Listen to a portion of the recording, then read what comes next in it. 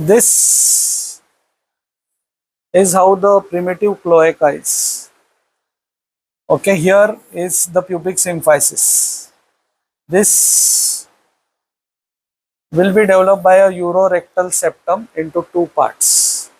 Okay, the posterior part is the rectum and anterior part is primitive urogenital sinus. Here opens the mesonephric duct, which divides it into vesico-urethral canal, and now this becomes definitive urogenital sinus. Previously it was primitive urogenital sinus, now divides into two parts. Okay, and now the rectum becomes separate by the urorectal septum. Now here opening like this is the paramesonephric duct. This paramesonephric duct comes in contact with the terminal part of the GIT from where the sinovaginal bulbs will develop. Okay, so this we will discuss later. Currently then we will focus on this specimen.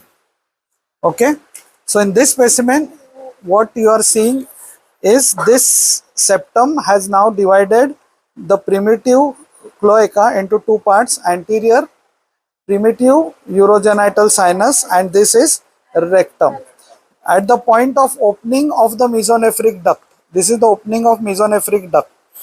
This point of opening of mesonephric duct now divides the primitive urogenital sinus into vesico-urethral canal from which the bladder will develop and definitive urogenital sinus from which the urethra will develop.